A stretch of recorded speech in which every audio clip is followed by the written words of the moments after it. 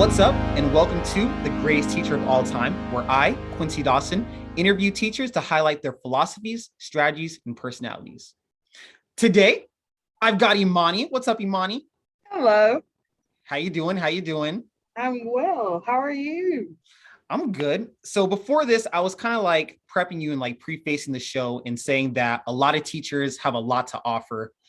But with you, I know you have a lot to offer, but like I'm trying to think like I've known you since 2014, right? Yes. And I guess it started out as a kind of regular friendship, right? Mhm. And then it kind of it kind of evolved to like this new professional relationship we have where like every now and then I'm texting you're texting me about career advice and stuff. I don't text back a lot. I'm sorry for that. But I kind of want to talk to you because you've grown a lot in the education field, right? Mm-hmm. Yeah. Yes. Yeah, and we'll get into it. So I want to first start off by highlighting the importance of having a professional friend or like another friend in the industry or the field who like knows what they're doing and stuff. So can you maybe talk about like how important it is or how you value having someone in your corner who like knows the field? Oh, that is very important, actually.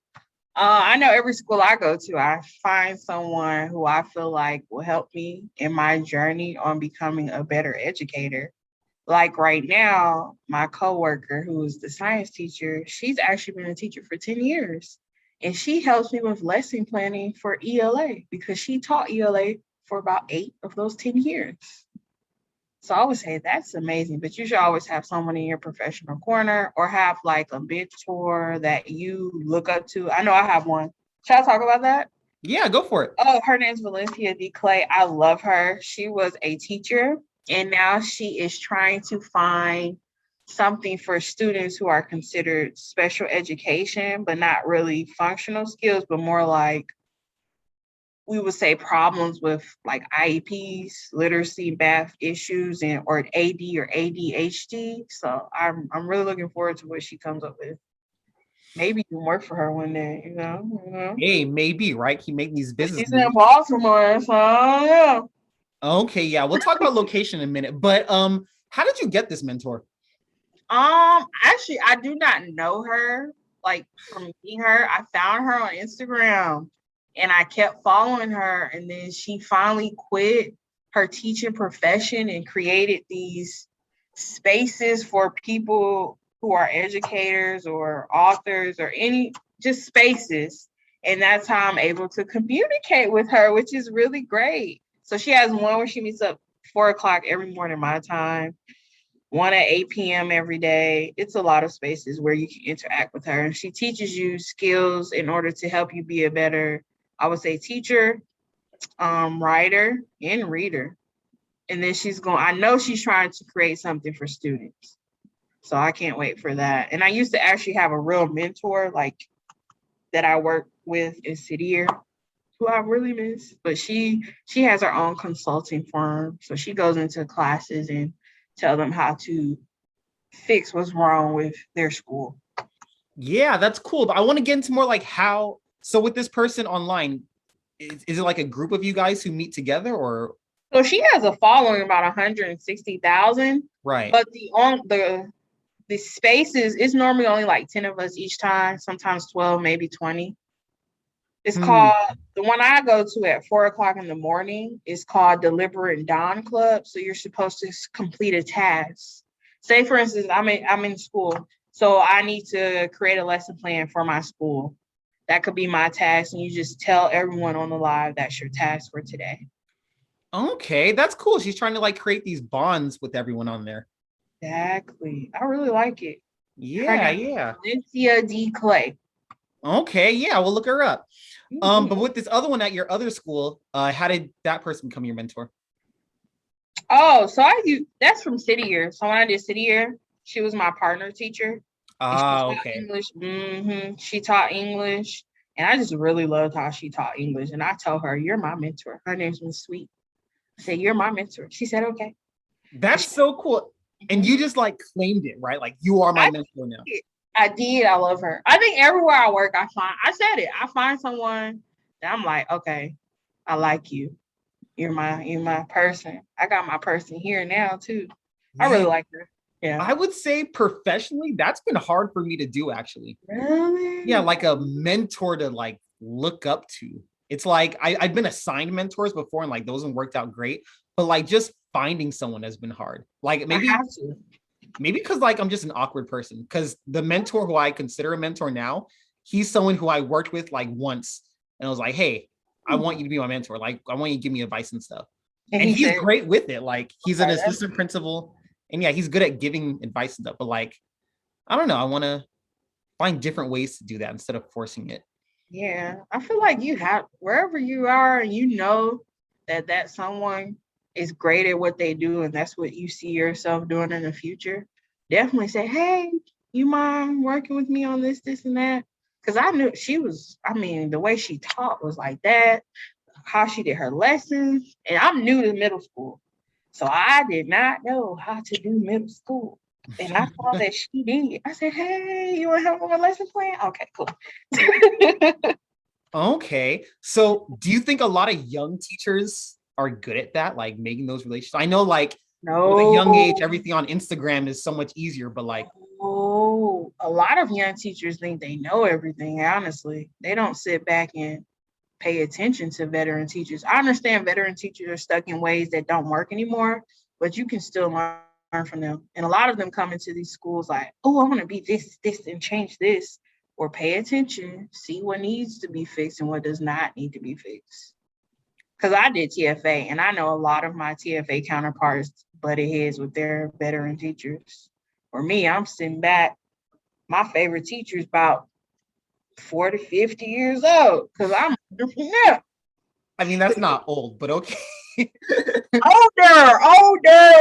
older. You know, when you get 60 and 70, you're not supposed to be in the classroom now.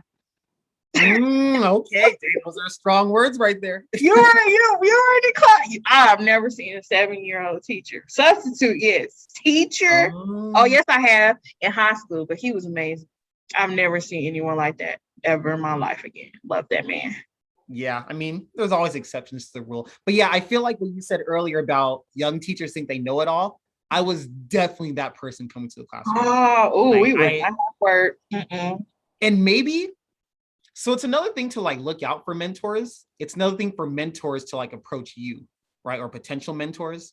I feel like Mm-hmm. since I acted like I had it and knew it all, no one wanted to be my mentor. Do you think Look at that happens often? Look at you. You said it exactly. Yeah. Why would you want to deal with someone who comes off as if they don't want to listen? I wouldn't. I'm leaving him alone. You deal with Yeah. that. Dang, yeah, we do it to ourselves. Mm-mm. I uh love I love my older folks. But yeah, I want to stick on being young and teaching in the classroom stuff because you've done a lot in your educational journey and you've done a lot in a lot of different places, right? So you've relocated a lot is what I'm getting at. So can you tell me about that? Like where'd you start at? Where'd you go to? Where are you now? okay, so I went to school in Georgia, and then I got into City Year, which was in Orlando. And then I got into Teach for America, which is Memphis. And now I'm looking forward to relocating to Houston. Houston, Texas. You were talking about California for a while too. But California, I was, but it's very expensive to live in California. Definitely true. Yes, Definitely. you Yeah, know. I So lived it. Yeah. that that would be I change that. I would have to live there with someone else. I don't want to live in California by myself. So that's why I Yeah. had to change that one up.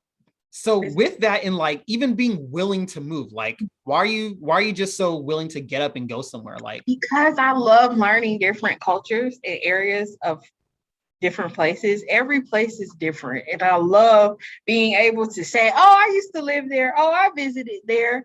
Oh yeah, that I know that's how they act over there. It's learning experience. And no, everywhere it's different. Like the education in Georgia is different from Florida. Florida is different from Memphis. I'm pretty sure Houston is going to be different from the other three I just mentioned. And I studied abroad in Brazil. When I say their value of education when they can go is beautiful. Like, whew. Wow. See, I didn't even know you went to Brazil for that. Wow, that's crazy. What? For real? Oh no, Yeah, that's really. college though. That's college. That's college. That's Yeah. when I learned that I care. Like, yeah, I care about what's going on in America. Like, we gotta get together, man. Yeah.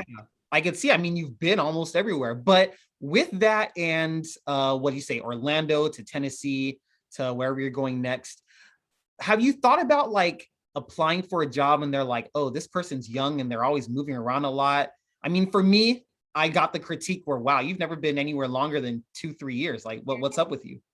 Do you ever think No. about that? Yeah. So I honestly, I believe in going somewhere where you know the person. So I feel like I will never have that problem because I will always research where I go next.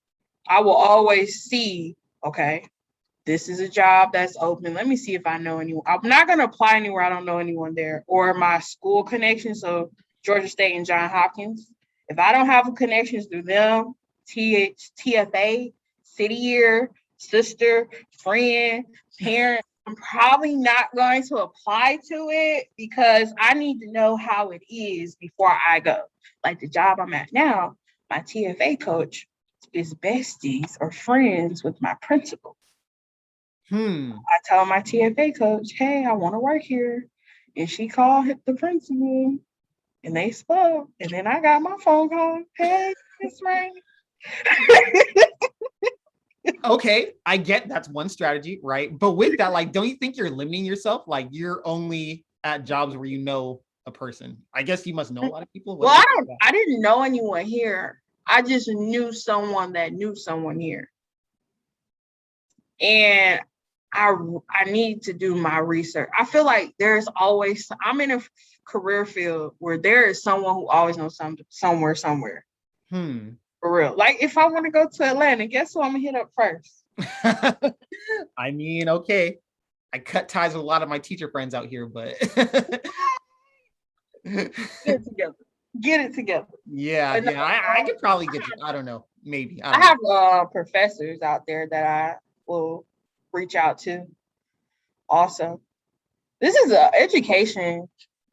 I feel like it's deep, man. You know, you don't know, Yeah. but I do like AmeriCorps too. So that's probably why I know I can probably just reach out to someone who's done AmeriCorps to find someone in the other field or like medicine. If I want to do something in medicine, I'll ask my doctor friend, hey, so you heard of this? Or my law friend, hey, you heard of this? Yeah, yeah. And yeah, the AmeriCorps, their network is deep. And I cut ties with them too. So I'm probably not the best with that. Oh man, no.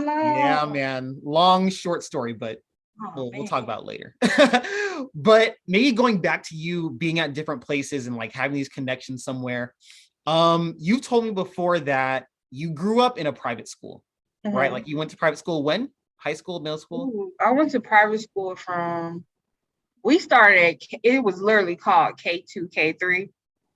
Okay. So K3 all the way till 7th grade. I came out in 7th grade. Okay, so 4 years at a private school. And back to you talking about having connections and taking. No. K3, like literally 3 years old. Oh, from 3 years old. K3, not 3rd grade. K3. Wow. Okay. So yeah. We had K2, K3, K4, K5, which is kindergarten, then 1st grade. Wow. Okay. So yeah, that's a long time. I did not realize that. So you literally grew up in the private schools. I did. But when you were talking about how you're choosing where you want to go, where you have connections, you said you would never work in a private school. What's up with that? The students I like to teach are not the students I would say are at a private school. Ooh, you're saying a lot right there. Go on. I feel like, I don't know, you've worked in them. I know personally from my experience, the family background, they have a good family unit at home that's helping them be diligent in their school setting. Where I like to work at, no. I mean, you can call their mama, auntie, daddy, uncle, cousin, grandma a million times. They will not pick up that phone, won't go to parent meetings. However, if they see their child got in trouble, you might hear from them then, or if you have an IEP meeting or something like that. Where private, from my experience, they're okay. I mean, they have parents or family members who got their back, and the school is normally set up for success for their students, where a lot of public education institutions in America are not set up that way. But I do like my school now. It's a charter. So I wouldn't do private, but I'm doing charter, which is private public. Right. That's so interesting because you're a great teacher, I'm assuming. But like, don't you think you would like a teacher like yourself? At a private school? In general, growing up. Of course, yes, I would. But I don't think I'm needed at what I grew up and saw and see when it comes to private schools, because I still see it based off my coworkers and their children and me, children that go there. I don't think I'm needed there. I want to be somewhere where students aren't used to someone like me. How many students, say for instance, you've never left Memphis, how many people you know who identify as Black American have lived in Brazil? Have a passport that's stamped. That's small to so many people, but to them that's big. Like that would be small to me. Let's be real. But to them that's big. Or to even say, yeah, I used to live in Georgia, Florida, now Memphis. That's even big to them. You know, because a lot of them have never. So my school's in downtown Memphis. I worked at a school about 30 minutes away from here before I came here. The kids at my school had never been to downtown Memphis. And downtown Memphis is what you see on movies and stuff. They had never been here, and they live here. And if you at a private school, let's be real, they probably travel all over the state. Or maybe they stick right over it. Oh, Disney World. Oh yeah, I've been there like 5 times. Here, no, I've never been there. It's Disney World. That's so interesting. It sounds like you're talking about, one, you said the students you want to teach, but also the ones who need you, like where you're needed, right? Mm-hmm. I feel like, so I've been in a regular small public school, I've been in a independent school, and I've been in a public charter school, and also now a group of homeschool students. And the homeschool students just start, so I'm not really going to count them yet. But I feel like I felt the most needed and valued at my independent school, and also the first small public school. And the reason why I think that, one, the public school, for all the reasons that you said, right? Like you are this young, Black, successful person who's like being the influence to people. But I think at the independent school, yeah, they're in their own social bubble where they could travel the world and see all these things. But I feel like with that, they probably have never seen a successful Black person who's young like me, especially a Black man too, right? They have their own ideas on what Black men are and what they do. And honestly, I don't think I felt it directly, but they probably had some preconceived notions about, oh, who's this Black teacher walking in here, right? But I feel like being there, I changed that stigma, right? And showing them, oh, this is what a successful Black person, this is what a regular Black person can be like, right? And just being myself. So that's one thing that I thought, and what made me feel valued at that school, that I was uniquely Mr. Dawson. Like I wasn't just some physics teacher. What do you think about that? Like, do you think you're making that type of impact at your school now? Yes, I do. How so? Yes, even though we all look the same, I definitely do. Yeah, that was another thing too. Like, yeah, I've had 100 Black English teachers. It's still like I'm not the same, which is crazy. I might look the same, but to them, I am not the same. Literally, I have been asked by my kids and parents, why do you teach here? I'm not talking about this school specifically, but in my experience, why do you teach here? Why don't you teach at this area, this school? You know, each city has their top tier schools. Why don't you teach there? Why don't you teach there? Because I want to be here. I want to be here. Show them it's okay to give back. Like everyone always wants to leave and go to the best of the best of the best. Mm-hmm. It's okay. And I grew up I'm not gonna, like I said, I grew up in private institution.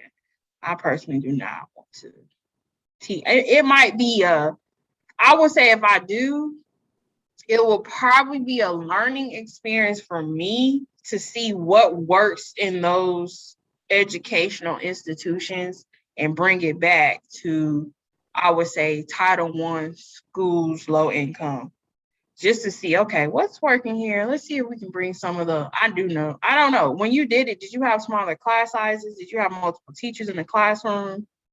Yeah, so no co-teachers, but I do want to say classes capped out at 15. There's no such thing as, there was no such thing as a 20, 30 student class. I have a class of 32. Yeah.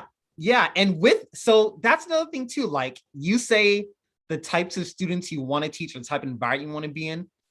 Now that I've tasted the fruit, I never want to teach a 30 student class. What? You realize how ineffective you can be in those situations. I mean, not to say people can't be effective, but you see, like, damn, I'm learning though. I'm learning how to make it work. I'm learning small groups. Have days where they work individually and I pull them up one by one. We do something together. These assessments can track what's going on, what's not going on, moving around the classroom. But I am definitely against large classrooms. I don't care what anyone says. It is not effective unless you have about 2 or 3 bodies in that classroom with you. I'm for smaller class sizes. If they're large, like I said, 2 or 3, like I love my co-teachers. So one of my classes are inclusion class, and it's another teacher in there with me. She's great. Okay. I love my classes with the co-teachers now. Really? Okay. So yeah, you're like the people person. Yeah. But I will say my large classes tend to grow the most. Yeah, that's what happens, right? Like, yeah. Like their data, like their assessments and all that, they do the best. They do the best. Yeah. Oh, I just got my scores back from my class I taught last year. That was a very large class, even virtually. When I say they grew, it was so beautiful. I was like, yes. Really? More than your smaller classes? Mm-hmm. That is actually really interesting. But we do know virtually because of, they're all like, yeah. In my smaller classes, it's a lot of, they want to put like, the inclusion classes, they actually want those to be smaller. It's weird. It's like a weird thing. It is though. My largest classes are the ones that did grow the most though when it comes to data. Yeah, that's so interesting. Wow. And yeah, I want to look more into that. I wonder if more large classes do better than small classes. Maybe you're not just an outlier. I feel like my the one here that I have 32 in might do the same thing. However, we consider gifted. Okay. Yeah, that's another story. Yep. Okay, cool. So I want to maybe like refocus this and talk more about the future for you, Emonty. So I know there's like stigmas on teaching, right? Like you were told by parents at the school, you can be teaching anywhere, you can be doing anything. Why are you here? I want to know what's next for you. You have a degree in anthropology. What are you doing after this? Right now, I'm getting a degree, a master's in education from Johns Hopkins. Congrats. Thank you. I need to get it though, you know what I'm talking about. But so with that, I wanted to get a PhD in educational psychology. However, I am looking into wanting to switch careers or maybe do something else with students. Like the switch career would be a data scientist because I actually love data. I was talking about data with my students. I love data. I don't know why. I love numbers. I like seeing what it means, saying what it means. I love data. So maybe something in becoming a data analyst, data scientist, or something in counseling or therapy. Hmm. was looking into that. However, those are for funding what I want to create, which is some type of education. I'm not going to say school. I don't know, because I probably would like to fund an educational institution that gives outside sources to help with school. Maybe we come in, we could help with behavior, consulting, or like an in-school program or after-school program that helps with student learning more or engagement or hitting those social emotional skills, Hmm. and possibly opening up a group home. I've always like, that is a thought, to open a group home. I don't know why that has been with me, but I think that's something I might do. Yeah, I mean, like, hey, these callings or ideas come to you for a reason. So yeah, Yeah, I'm trying to figure out which one I want to do. Probably all of them. right. You could do it all. Yeah. And if you're down for moving around, Kanye West just started school in Chicago. So What? I did not know it. Where? somewhere in Chicago. I don't know. Is a link. Oh, wow, that's Yeah, crazy. I'll send it to you. Don't worry. Yeah, I love being in school though. I can't lie. I love being in school. It's like the best. Yeah. Just Okay. learn. But yeah, it definitely sounds like you still want to be with students, right? Even if it's not directly in Yes. front of the classroom. Yeah, I know that teaching is not what I want to do in the long run, Hmm. because I feel like I can do more without do more outside of this classroom. I feel like I'm limited as a teacher. People always say I should become a principal. However, I don't want to be a principal where I can't do what I need to do. And a lot of principals cannot do what they need to do.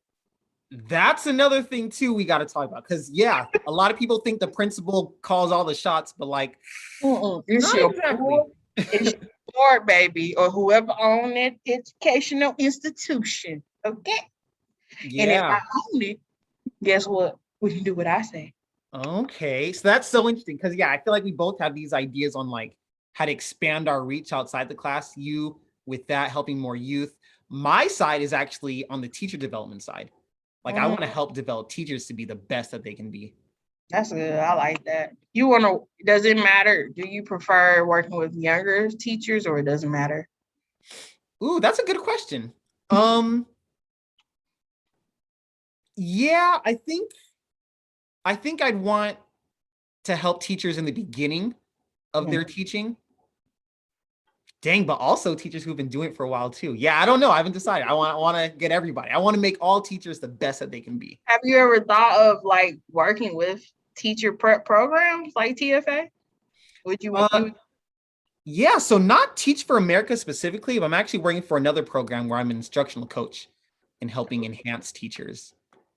So ooh, yeah, cool. Different things to look at. See, and that again, back to the beginning, the importance of having professional friends, like bounce, like goes yeah. off. See, full That's what I'm circle. saying. If I want to move to Atlanta, you better hook me up.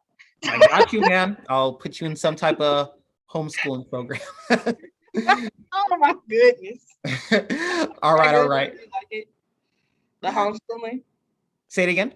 You like the homeschooling Yeah, I teaching? like it. It's really cool. So the homeschooling thing is more of like a my own independence thing Mhm. where I basically control everything. Wow. So I set the class schedule. The class schedule is 1 day a week for an hour and a half in person where we do labs. And that's on Wednesdays. And then on Thursdays, it's an hour virtually where we go over theorems and formulas and stuff like that. And that's Wow. it. 3 worksheets Did a you week. And make did you make the curriculum? yeah, What? so the group I'm with has a textbook that they loosely follow. I don't follow it too much, but I've had all these years of teaching experience where I have my own textbooks just sitting here. Wait, is this your own business or you work with a business? Yep, This is yours.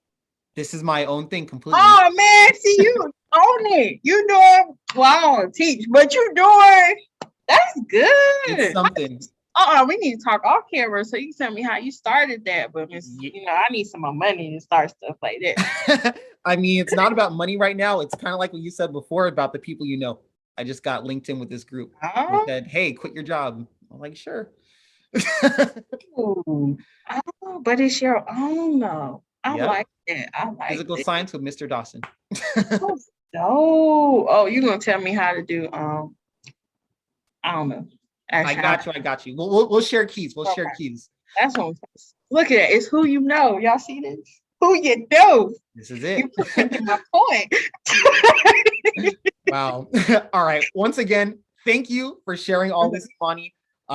Your educational insight and like your experience and our experience really bouncing ideas off each other is one of the reasons why I think you're the greatest teacher of all time. Oh, thank you. You too. I appreciate that. All right. Thank you to everyone else for watching The Greatest Teacher of All Time, where I, Quincy Dawson, interview teachers to highlight their philosophies, strategies, and personalities. See you.